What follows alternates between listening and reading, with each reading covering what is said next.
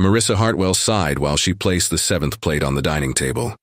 Her husband, William, stood in the doorway, his face pale, watching her arrange the silverware with ritualistic precision around the empty setting. "Marissa, please," he whispered, his voice breaking. "It's been 5 years." She didn't look up, her fingers smoothing the napkin one more time. He could walk through that door today, William. Today could be the day. What William didn't know was that in exactly 3 hours, Marissa's phone would ring with news that would shatter everything they thought they knew about their missing son's disappearance. If you're as captivated by this story as we are, hit that like button and subscribe to our channel. And tell us in the comments, where are you watching from today? The autumn light filtered through the kitchen windows of the Hartwell home in suburban Massachusetts, casting golden shadows across the carefully prepared Thanksgiving feast. It was November 26th, 2020, and the house that once rang with laughter now held its breath in perpetual anticipation. Marissa had risen before dawn to prepare a meal for 7 people, even though only 6 would eat. She was 58 now, with silver threading through her dark hair and lines etched around her eyes that hadn't been there 5 years ago. Turkey with herb butter, sweet potato casserole, cranberry sauce from scratch, and pumpkin pie, Ethan's favorite, made from the recipe his grandmother had passed down. Ethan, her son, 28 years old now if he was still alive, if he had lived to see another birthday after the one he'd celebrated right before he vanished. William appeared behind her, placing a gentle hand on her shoulder. At 60, he looked older than his years, the weight of their tragedy bowing his tall frame. "The table looks beautiful," he said softly, though his eyes betrayed his pain when he glanced at the extra setting. She turned to look at the photographs lined up on the mantel. Ethan at 5, gap-toothed and grinning. Ethan at 13, awkward at his middle school graduation. Ethan at 22, his college diploma in hand. And then, no more photos. The timeline stopped abruptly, frozen before everything fell apart. The doorbell rang. Claire entered first, their daughter, 32 and successful, with her husband Marcus and their 2 children trailing behind. 8-year-old Emma and 6-year-old Jackson rushed to hug their grandmother, their innocent energy a brief respite from the heaviness that hung in the air. Claire's eyes immediately found the extra plate. They always did. Her jaw tightened, and she exchanged a loaded glance with Marcus. Minutes later, Dorothy Brennan arrived, the 65-year-old neighbor who had been like a second mother to both Claire and Ethan. She carried her famous pumpkin pie, and when she passed the dining table and saw that 7th plate, her cheerful demeanor cracked. She reached out and touched the empty chair with a tenderness that made Marissa's throat constrict. They gathered around the table, the children's chatter filling some of the silence. William carved the turkey. Dishes were passed, all of them dancing around the elephant in the room, or rather the empty chair at the head of the table. It was Emma who finally broke the unspoken rule. "Grandma, why is there an extra plate? Are we having another guest?" The adults froze. Marissa looked at her granddaughter's innocent face. "Just in case we have a surprise visitor, sweetheart," she said, her voice remarkably steady. "But who would come without telling us?" Emma pressed. "Emma, that's enough," Claire interjected quickly, too quickly, her voice sharp with anxiety. The facade of normalcy had shattered. William reached for his wine glass and drained it, his hands unsteady. Marissa stared at the empty plate, at the untouched silverware that gleamed accusingly in the candlelight. And then Claire started to cry. It began as a single tear, but then her shoulders began to shake and a sob escaped her throat. Marcus wrapped his arm around her, but she pulled away, standing abruptly from the table. "Mom, Dad," she said, her voice thick with tears and guilt. "I need to tell you something about Ethan, something I should have told you 5 years ago." The room went utterly silent. Marissa felt her heart begin to race, a mixture of dread and desperate hope flooding through her veins. "Before Ethan left, he came to see me. He told me things I promised not to tell you." She looked at her parents with anguish. "He said he felt like a complete failure. He'd just lost his job. He was broke. He was depressed, really deeply depressed, and he said he couldn't stand being compared to me." Her voice broke completely. I knew he was in a dark place, and I didn't say anything because he made me promise. I should have told you. I should have stopped him. Marissa sat frozen, Claire's confession washing over her like ice water. All these years there had been pieces of Ethan's story that she hadn't known. William stood slowly, his face red, hands clenched. "If anyone drove him away, it was me," he said, his voice raw. "That fight we had the night before he left. I told you all it was just a normal argument, but that was a lie." He looked at Marissa with devastation. "I said terrible things to him. I told him to grow up and face his responsibilities instead of running away. Those were the last words I said to my son." William sank back into his chair, covering his face with his hands, his shoulders heaving with silent sobs. Dorothy reached over and squeezed his arm, tears streaming down her face. Marcus quietly ushered the children into the living room, away from the raw grief unfolding. Marissa stood slowly and walked to the head of the table, to that empty plate she'd set with such careful hope. She stared down at it, at the reflection of candlelight dancing across the unused china. "I set this plate," she began, her voice barely above a whisper, "because letting it go means accepting that he's gone. Every investigation led nowhere. Every private investigator, every search, every prayer, nothing. His car was found abandoned near Lake Tahoe with his wallet and phone inside, but no sign of him. No body, no evidence, just gone." She picked up the empty plate, holding it against her chest.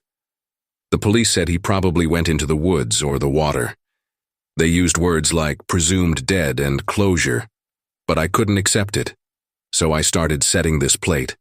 Every Thanksgiving, every Christmas, every birthday. Because as long as I set this plate, there's still hope. As long as I set this plate, he might come home."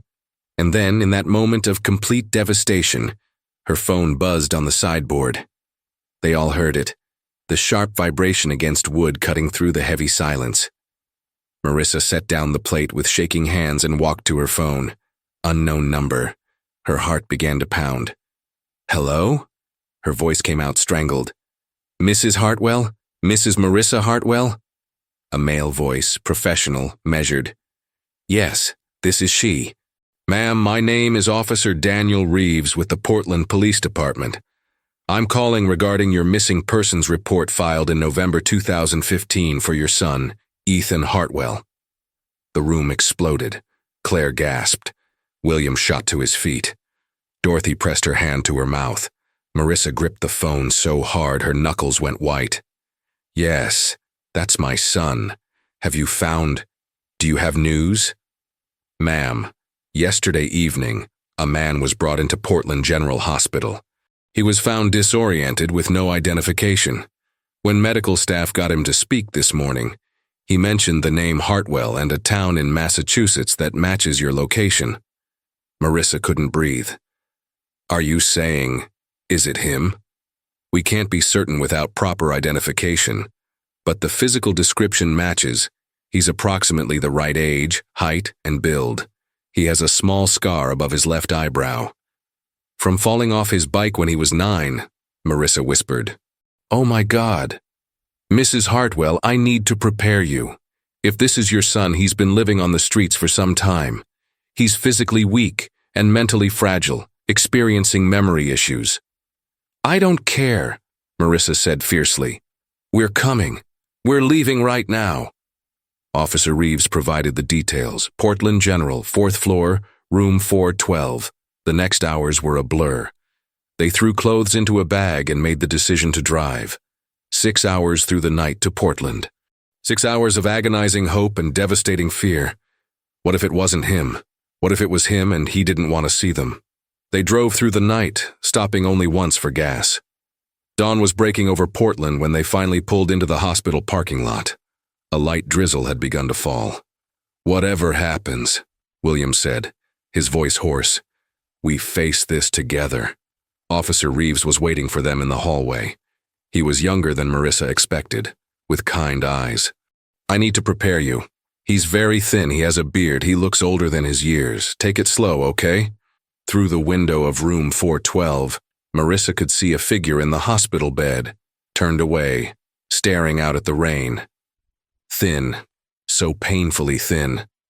Long, unkempt hair, a beard that obscured his face. Marissa's hand found William's as they pushed open the door. The man turned at the sound. And Marissa knew. Even with the changes, even with the years written across his face, she knew. Those were Ethan's eyes. Mom. The word was barely audible, cracked and uncertain. Dad? Marissa didn't remember crossing the room. One moment she was at the door, and the next she had her arms around her son, feeling how fragile he'd become. She was sobbing, and he was sobbing, and then William was there too, and the three of them held each other. You're alive, Marissa kept saying. You're alive.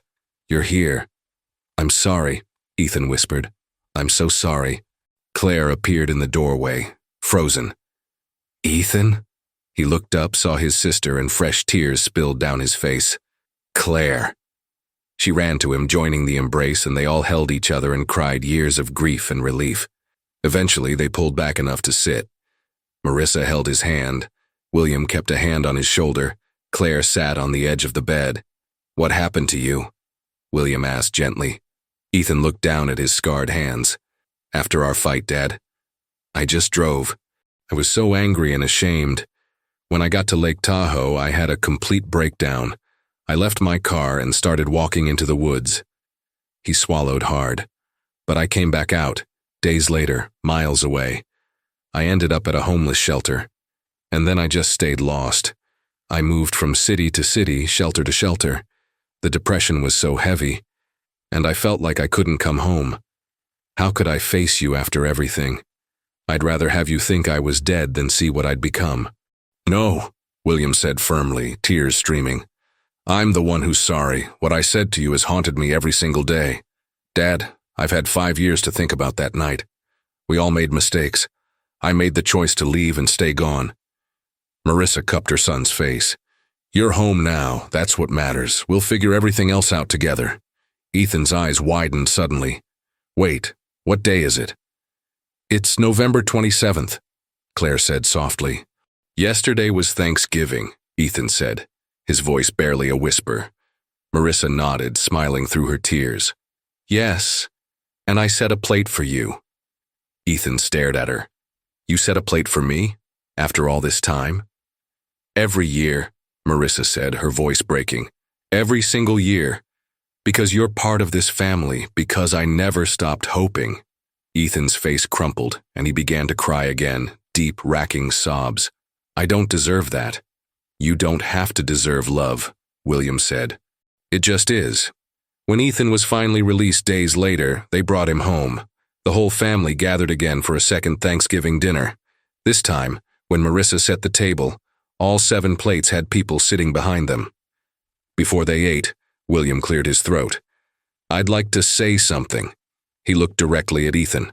I'm grateful for second chances, for this family, for the grace we've been given to be together again.